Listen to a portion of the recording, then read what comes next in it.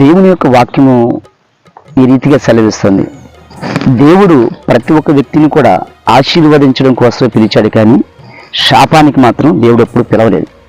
కానీ కొంతమంది జీవితాలు మరలా శాపగ్రస్తంగా మారిపోవడానికి గల కారణం దేవుడా అంటే దేవుడు కాదు. ఎందుకంటే ఒక మనిషిని దేవుడు ఎప్పుడు కూడా హెచ్చించాలని కోరుకుంటాడు, ఒక మనిషిని దించాలని దేవుడు ఎప్పుడు కూడా కోరుకోడు. అయితే దేవుడు హెచ్చించాలని, నిన్ను దీవించాలని దేవుడు ఆశపడుతున్నాడు. కానీ మన ప్రవర్తన వల్ల మనము దేవుని కృపని దూరం చేసుకుంటున్నాం. దేవుని కృపకి ఈ రోజుల్లో చాలామంది దూరం అయిపోతున్నారు. పరిశుద్ధ గ్రంథంలో కనుక మనం గమనించినట్లయితే, మరి మొదటి సామెతల గ్రంథము 9వ అధ్యాయం 17వ వచనంలో ఒక మాటని నేను మీకు తెలియపరుస్తాను. సౌలు సమూయేలుకు కనబడగానే, యెహోవా ఇతడే, నేను నీతో చెప్పిన మనిషి, ఇదిగో ఇతడే నా జనుని ఏలునని అతనితో సెలవిచ్చెను. సౌలు ఒక సాధారణమైన వ్యక్తి. ఈ వ్యక్తిని దేవుడు కోరుకున్నాడు. దేవుడు కోరుకొని దేవుని దాసునితో చెప్తున్నాడు, ఇదిగో ఇతడు నేను కోరుకున్న వ్యక్తి, ఇతడిని నా జనుల మీద అధికారిగా పెడుతున్నాను అని చెప్పి దేవుడు సమూయేలుతో చెప్పాడు. సమూయేలుతో చెప్పినప్పుడు సమూయేలు సౌలుతో కూడా, అయ్యా మరి దేవుడు నిన్ను ప్రేమిస్తున్నాడు, దేవుడు నిన్ను ఇశ్రాయేలు మీద రాజుగా పెట్టడానికి ఇష్టపడుతున్నాడు కాబట్టి అని చెప్పి సమూయేలుతో సమూయేలు మాట్లాడాడు. మరి మాట్లాడినప్పుడు దేవుని కృప సౌలుకి వచ్చింది కదా. ఈ కృప వచ్చినప్పుడు ఎంత జాగ్రత్తగా ఉండాలి. ఈ రోజున చాలామంది కృపను పోగొట్టుకుంటున్నారు. ఇలాగే సౌలుకు దేవుని కృప దొరికింది, కానీ ఆ కృపని నిలబెట్టుకోవడం అతని వల్ల కాలేకపోయింది. ఎందువల్ల కాలేకపోయిందంటే, సౌలుకి ఏ విధమైన చెడ్డ అలవాట్లు ఉన్నాయంటే ఏ విధమైన చెడ్డ అలవాట్లు కూడా లేవు. మరి సౌలు ఎలాగ పడిపోవడానికి కారణం ఏంటంటే, సౌలు జీవితంలో ఈర్ష్య, అసూయ అనేవి అతని జీవితంలోకి వచ్చేసింది.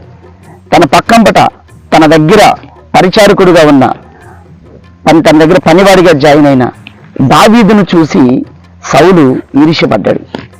సౌలు ఎప్పుడైతే ఈర్ష్యపడ్డాడో ఆ ఈర్ష్యను బట్టి రోజు రోజు దేవునితో సావాస సాంగత్యం అతనికి తగ్గిపోతుంది.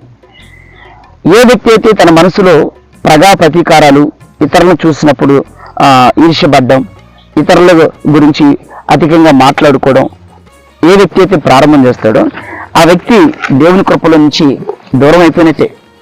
ఎందుకంటే దేవునితో గడిపేవాడు ఇతరుల గురించి పట్టించుకోడు. ఎందుకంటే నా దేవుడు నాతో ఉన్నాడు, ఆయన నన్ను నడిపిస్తాడు అని ఒక ఆలోచన ఉంటుంది. మరి ఈ రోజున నువ్వు కూడా ఒకవేళ దేవుని నమ్మి దేవుడు నీకు కృపనిస్తే, ఆ కృపని నువ్వు ఇతరులను చూసి, నీ తోటి వారిని చూసి, నీ పక్కమటి వారిని చూసి ఏ రీతిగానైనా ఒకవేళ నువ్వు కూడా వారిని చూసి అసూయపడినా, ఈర్ష్యపడినా నీ జీవితంలో నువ్వు దేవుని కృపకు దూరం అయిపోతావు. దేవుని కృపకి నువ్వు ఎప్పుడైతే దూరం అయిపోతావో ఆ మరుక్షణం తెలియకుండానే నీ జీవితంలో నెమ్మది కోల్పోతావు.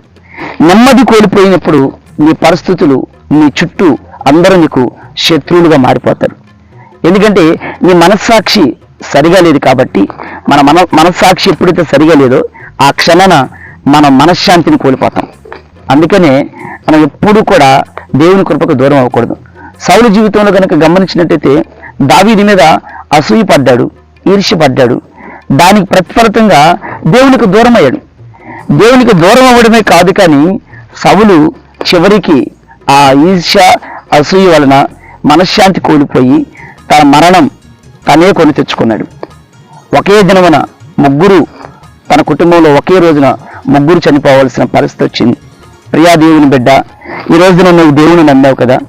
దేవుని నమ్మిన నీవు ఒకవేళ దేవుని కృపలో ఒకవేళ నిలిచి ఉంటే ఆ కృపని జాగ్రత్తగా కాపాడుకో. ఆ కృపని నువ్వు పోగొట్టుకో. మాకు దినదినము నువ్వు దేవుళ్ళు అభివృద్ధి చెందు.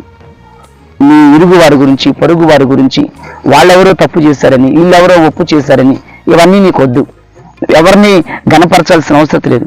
కేవలం నీవు పిలువబడిన దేవుని గణపరచు. దేవుని చిత్తం నువ్వు తెలుసుకో. నువ్వు కూడా దేవుని కృపని సంపాదించుకో. దావీదు శాశ్వతమైన కృపతో దేవుడు ప్రేమించాడు.